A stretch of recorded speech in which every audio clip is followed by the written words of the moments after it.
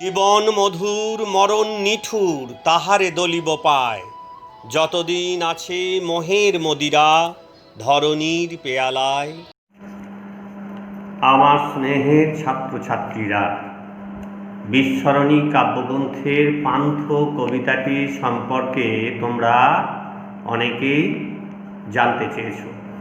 আমি তোমাদের অনুরোধ রক্ষা করতেই 28টি স্তবকে বিন্যস্ত এই দীর্ঘ কবিতাটি পড়ানোর মতো ঝুঁকি নিলাম। আমার এই পড়ানো যদি তোমাদের সামান্যতম কাজে লাগে, তবে আমি আমার এই প্রচেষ্টাকে সার্থক বলে মনে করব। যাই হোক, এবার শুরু করা যাক এই দীর্ঘ কবিতাটি সম্পর্কে। সমালোচকদের মতে কবি মহিতলালের জীবন দর্শনের পরিচয়বাহী এই পান্থ কবিতাটি দ্বিসহস্রাধিক পূর্বে প্রাচীনতম প্রাচ্য দেশীয় দার্শনিক বুদ্ধকে নিয়ে কবি তাঁর জীবন চেতনা সম্পর্কে নানা ভাবনা অনুভূতি দিয়ে রচনা করেছিলেন বুদ্ধ নামের একটি শীর্ষক কবিতা। আবার প্রতীচ্যের বহু আলোচিত দার্শনিক শোপেনহাওয়ার, যাঁর আবির্ভাব প্রায় 200 বৎসর আগে, 2 শতক আগে, তাঁকেও কবিতায় স্মরণ করেছেন। দুটো কবিতার মধ্যে সাধারণ একটা পার্থক্য চোখে পড়ে প্রথমেই।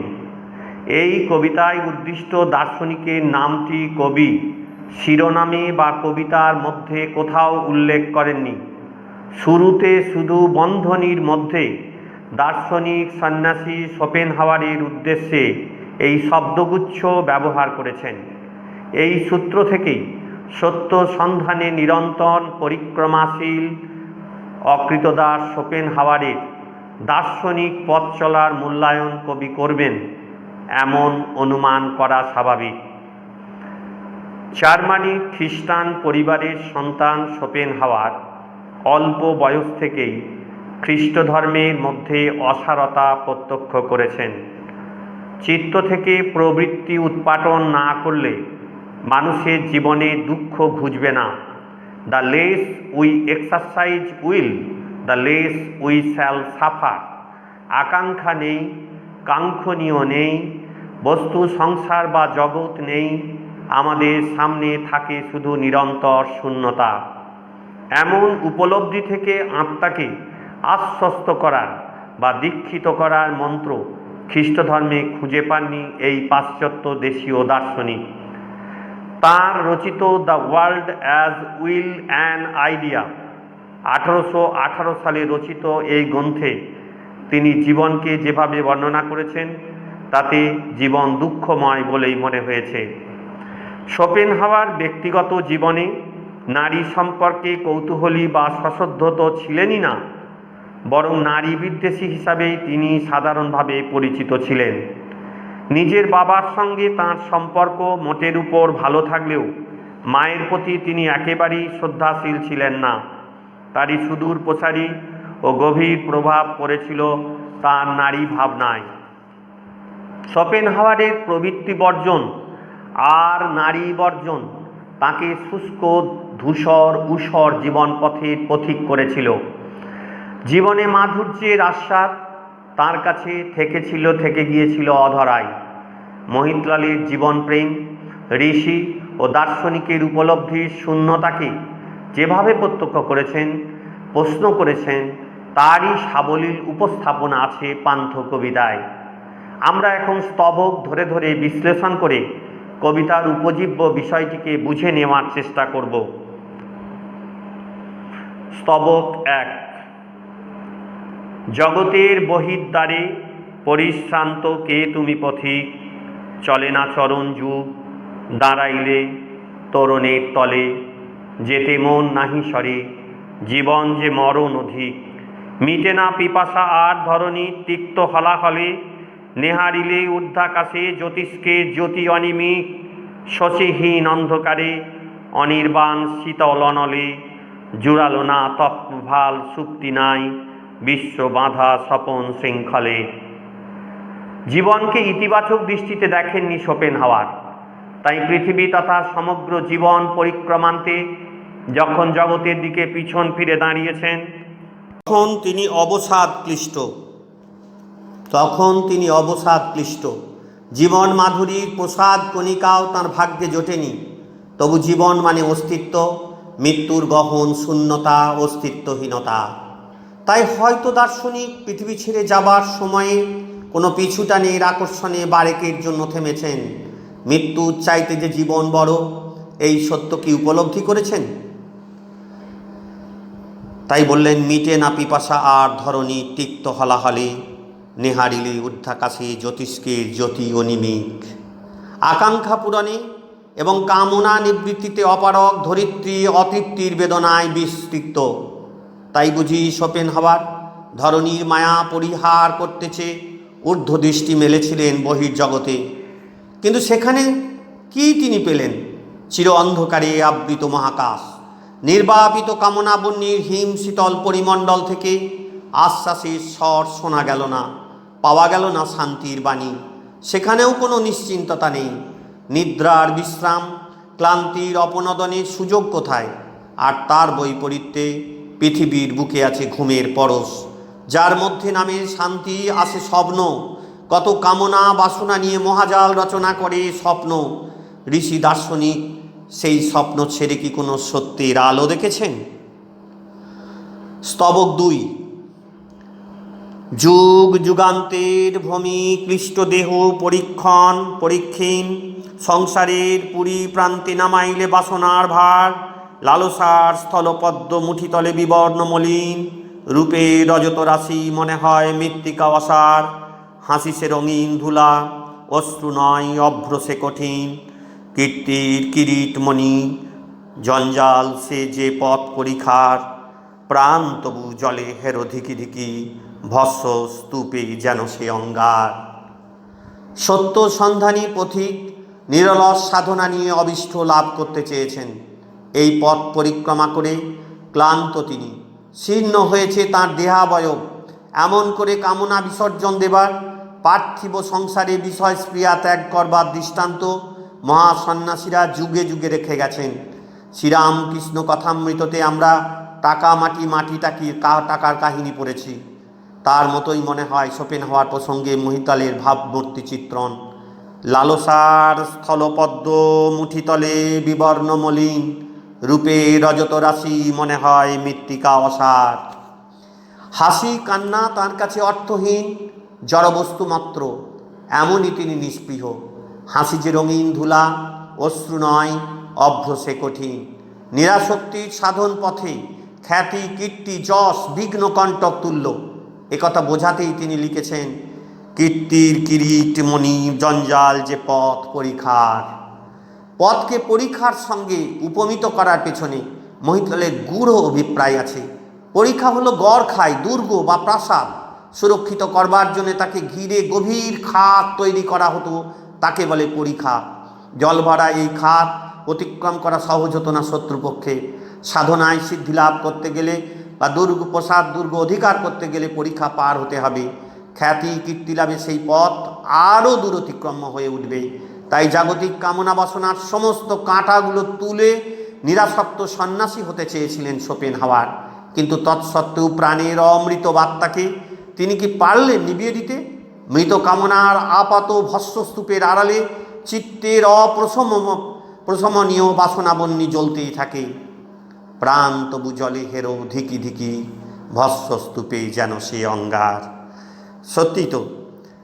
স্তবক 3। পূর্ববর্তী স্তবকের বক্তব্য বর্তমান স্তবকেও প্রতিধ্বনিত। দেখো, সেটাই আমরা এখানে লক্ষ্য করব। 3 নম্বর স্তবকটা। জীবনের অগ্নিহোত্রে জাগিয়েছে তাই নিরন্তর, চিরমৃত্যু নির্বাণ পিপাসা বেদনার বেদগান। গভীর উদাত্ত সুরে ভরিয়াছে এ চিত্ত কুহর, জন্মান্তর জলধির অতি দূর কল্লোল সমান। মৃত্যুর নেপথ্যে শুধু পুনর্ভব, ভাবনা দুর্ভর। লোকে লোকে কল্পে কল্পে কামনার দীপ্ত অভিযান। জন্ম জরা মৃত্যু নবনীতে একই বিষ পান। তাহলে এই তৃতীয় স্ট্যাঞ্জাতে আমরা যে জিনিসটা উপলব্ধি করলাম সেটা এবার বুঝে নেওয়া যাক। জীবন সুধা পান করতে করতেও মানুষ চিন্তা করে বিষাক্ত মৃত্যুর কথা। অসহায় জীবনকুলকে বেদনা যন্ত্রণা জড়া মৃত্যুর ভয় নিয়ে প্রতিটি পল উত্তীর্ণ হতে হয়। মৃত্যুর অমোঘ যে গ্রাস সেখানে ধরা পড়ে, মানুষের মনে একমাত্র আকাঙ্ক্ষা জেগে থাকে, আর সেই আকাঙ্ক্ষারই নাম পুনর্ভব। পুনরায় এই পৃথিবীর বুকে ফিরে আসবার জন্য আকুতি, এটাই তো কামনা। শোপেনহাওয়ারকে উদ্দেশ্য করে মোহিতলালের এই কামনার প্রবলতা ব্যক্ত করলেন। মৃত্যুর নেপথ্যে শুধু পুনর্ভব, অর্থাৎ মৃত্যুর পর আমাদের ফিরে আসবার আকাঙ্ক্ষা, ভাবনা দুর্ভর। বাকি ভাবনা সব কিছুই মিথ্যা। লোকে লোকে কল্পে কল্পে কামনার দীপ্ত অভিযান, জন্ম জরা মৃত্যু ভরা অবনী নবনীতে কি বিষ পান। স্তবক 4। হানিল ত্রিশূল বুকে মহাকাল, স্বপ্ন ভঙ্গে তুমি শিহরে উঠিলে হেরি, দীর্ণ রেখা মর্মের মর্মরে, বেদনার চেতনায় স্তব্ধ হলো সারা চিত্রভূমি। সোম সূর্য রথচক্র নেমিহারা অনন্ত অম্বরে, জাগাইলে মহাত্রাস সিন্ধু শেষে দিগন্তর চুমি। অস্ত গেল বর্ণচ্ছটা অন্তহীন তুহিন নির্ঝরে, ঢাকা পড়ল ধরণীর শ্যাম শোভা বিধবাসে যৌবন সম্বরে। তাহলে এখানে চতুর্থ স্তবকে আমরা কি দেখছি দেখো।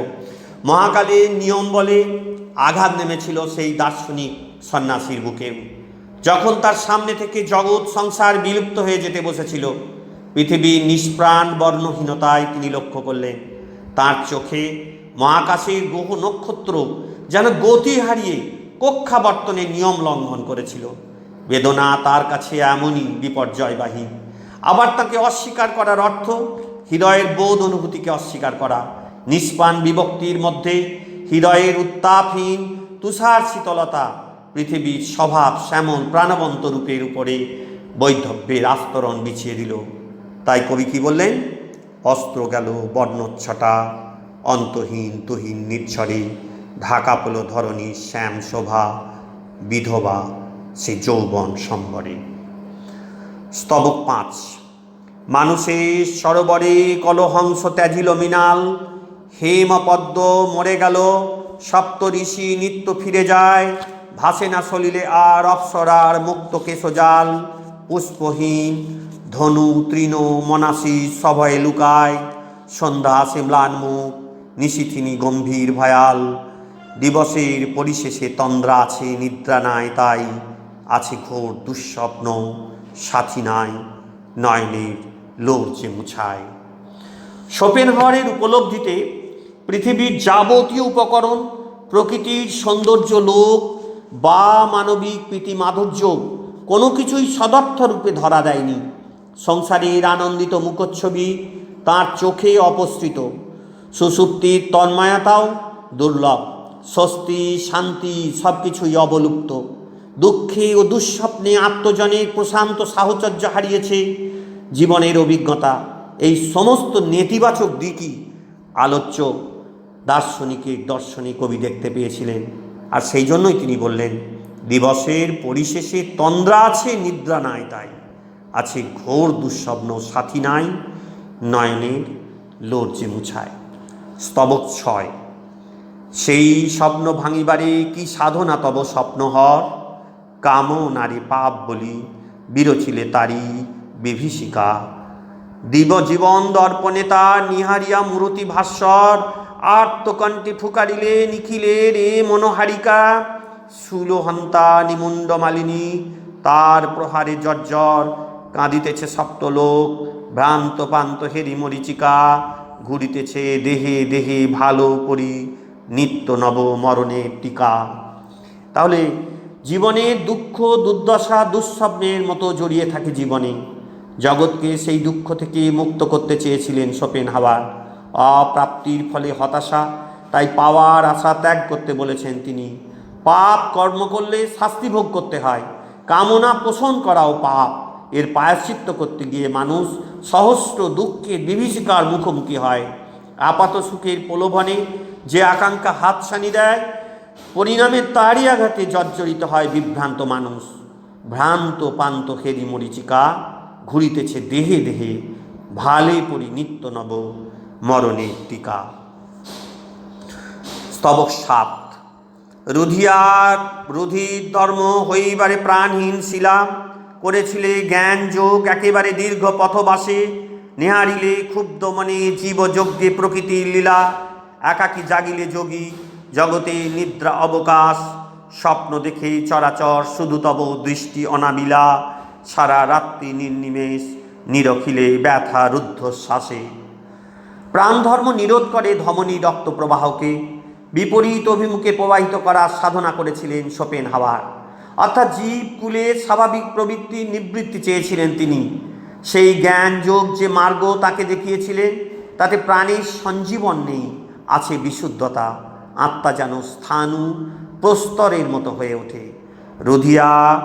রুধির ধর্ম হইবারে প্রাণহীন শিলা, করেছিল জ্ঞানযোগ একেবারে দীর্ঘ পথবাসী।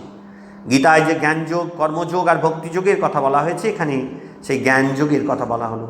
জীব জগতের জীবনচর্যায় প্রকৃতির নিয়মের যে প্রথাগত অথচ অনিবার্য অনুসরণ দেখে ক্ষুব্ধ হতাশ হয়েছেন দার্শনিক সন্ন্যাসী। সমগ্র মানব সমাজ সত্য জ্ঞান সম্পর্কে অচেতন বলে তার মনে হয়েছিল। নিজে তুলে নিয়েছিলেন দুঃখমূর্তির পথ নির্দেশের ভার। একাকী চিত্তকে জাগ্রত করে তিনি ব্রত পালন করেছেন, উপলব্ধি করেছেন জীবন ক্ষণজীবনের অবস্থানকে, মৃত্যুর সর্বাতিশায়ী অমোঘতাকে। মৃত্যু যেন সমুদ্র, জীবন তার কাছে কম্পমান তরঙ্গভঙ্গের মতো ক্ষণস্থায়ী। এই উপমা ঈষৎ ভিন্নভাবে দুঃখবাদী কবি যতীন্দ্রনাথও ব্যবহার করেছেন। তিনি অবশ্য মৃত্যু নয়, দুঃখকে সমুদ্রের সঙ্গে উপমিত করেছেন। ক্ষণস্থায়ী দুঃখ আর তরঙ্গ প্রতিম। অতল দুঃখ সিন্ধু, হালকা সুখে তরঙ্গতায় নাচিয়া ভাঙ্গিছে ইন্দু, দুঃখবাদী কবিতায় আছে। সপ্তম স্তবক 8। নভনীল বেদনায় গুড় রক্ত হরিত শ্যামল, ধূসর উদাস কবু পৃথিবীর পঞ্জর পাষাণ, স্থলে জলে অন্তরিক্ষে আত্মরক্ষা করে জীবদল, নিয়ত সংগ্রামশীল বাজিতেছে কালের বিষাণ। দণ্ডে ফুটি দণ্ডে লয় জীবাণুরা মরণ পাগল, সহস্র মৃত্যুর পরে জীবনের উড়িছে নিশান। মৃত্যুর নাহিক শেষ দুঃখময়, জীবনের নাহি অবসান। তাহলে আমরা এখানে নিশ্চয়ই বুঝতে পারছি যে কবি কি বলতে চাইলেন। মৃত্যুর করাল ছায়াগ্রাসী জীবজগৎ এবং জড় প্রকৃতির বিনাশ ক্লিষ্ট আতঙ্কিত। উদ্দিষ্ট দার্শনিকের দৃষ্টি অনুসরণ করে মহিতলাল সেই আসন্ন বিভীষিকার চিত্রকেই এখানে আঁকবার চেষ্টা করলেন। আকাশের নীলিমায় বিষাদ বেদনার প্রতিফলন ঘটল। সবুজ গাছপালা যেন জমাট রক্তের বর্ণ ধারণ করেছে। পৃথিবীর পঞ্জর রাশি যেন উপমিত হচ্ছে পর্বতমালার সঙ্গে। তার ধূসর রং বেদনাভাস জাগিয়েছে। মৃত্যুর আকাঙ্ক্ষায় প্রকৃতিতে এই ধূসরিমা।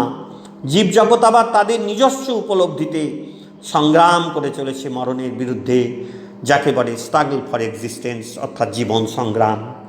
মহিতলাল মৃত্যুর সর্বাত্মক শক্তিকে বড় করে দেখলেন না। যে শক্তি মরণের প্রতিকূলতা করে জীবনের জয় ঘোষণা করছে, বলতে গেলে মৃত্যুর ঝুঁটি ধরে তার পিঠে চড়ে বসার সাহস দেখাচ্ছে, তাকেই তিনি বলেছেন বিজয়ী। তাই সহস্র মৃত্যুর পরে জীবনের উড়িছে নিশান। মৃত্যুর নাহিক শেষ, দুঃখময় জীবনের নাহি অবসান। ভাবনা কুঞ্চিত না স্তবক নয়, ভাবনা কুঞ্চিত ভালো ব্যথাতুর পরিশ্রান্ত হিয়া, ললাটে শ্বেদ মুছি নেহারিলে স্তিমিত লোচন। মানবের জীব যাত্রা হেরিছে যে স্বপ্ন মোহনিয়া, মৃত্যুর অমৃতরূপ কাম মুগ্ধ পশু অগণন। শরী হতভাগ্য নরে শুষ্ক আঁখি উঠে সরসিয়া, আত্মঘাতী প্রেম তার জানি না সে কিসের কারণ। নারীর অধরে হায় পান করে কালকুট, মানি না বারণ। তাহলে আমরা এখানে কি দেখতে পাচ্ছি? শোপেনহাওয়ার মানুষকে দুঃখে বেদনাতুর, মৃত্যু পরিণাম জেনেও জীবনকে অমৃতে অভিষিক্ত করে মানুষ। তার জীব প্রবৃত্তি সম্পর্কে সেই দার্শনিকের ধারণা কাম মুগ্ধ পশু অগণন। এখানেই সবচেয়ে বড় তাৎপর্য, এই কামনার আকর্ষণ তাকে শত দুঃখ পাকে জড়ায়। এ কথা ভেবে সন্ন্যাসীর অশ্রু ভারাক্রান্ত হৃদয় চায় সেই দুঃখের পথ থেকে মানুষ যেন ফিরে আসে। কিন্তু মানুষ কোনো অজানা টানে নারীর সঙ্গ সুধাপানে আসক্ত হয়, বোঝে না এর কি পরিণাম। আত্মহনন বলে এই প্রণয় আখ্যাত হয়। প্রেম বিভাগী মনীষার চেতনায় আত্মঘাতী প্রেম তার। স্তবক 10। গ্রহ তারা যে নিয়মে চিরদিন ভ্রমিছে আকাশ, তারি বসে যৌবনের স্বেচ্ছাবলী পরিণয় জুপে। বিধির কৌতুক একই, নিয়তির কুরো পরিহাস।